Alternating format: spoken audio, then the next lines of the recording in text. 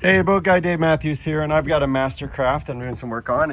And cars have radiators to keep the engine cool, but boats have a through hull fitting that goes into a strainer, and this is just a screen to keep dirt and debris out of the motor.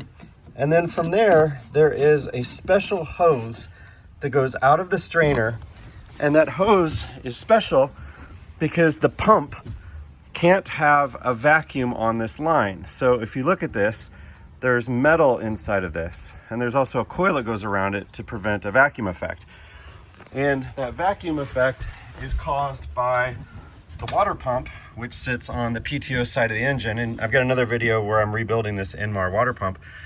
But you've got an input side and an output side. So input goes the suck through the hull into the strainer, and then the output goes into the engine. So what we're doing is putting on this new hose, which goes from the front where the transmission is here on the MasterCraft to the PTO side, which is the rear side of the motor, because this engine is backwards mounted, because the drive shaft is here, this side, and the PTO where the pump is on the other side. So we're doing an easy replacement of this hose, and I can't believe what happened to the old hose.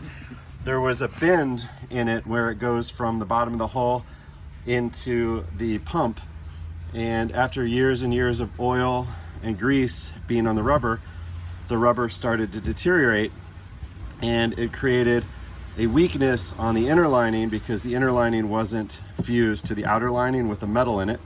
And by the way, this has a spiral piece of metal in it, so you really do need to use premium exhaust non-vacuum capable hose for this. And what was happening on the boat is a suction would be created internally, and it would shut off the water supply. But when we were looking at it from being under power, the water strainer still had a full load of water here. There were no bubbles. If you see bubbles in here, you know your pump's not pulling enough water through the bottom hull fitting. So anyway, we're gonna put this hose on, and that'll solve the overheating issue on this MasterCraft boat. Thanks for watching, and check out my video on rebuilding the water pump, because a lot of people rebuild this incorrectly and it'll be leaking water out of the front to the PTO side, or sometimes it leaks out the back as well, but there's a pretty big foam washer that you can put on there to prevent that from happening.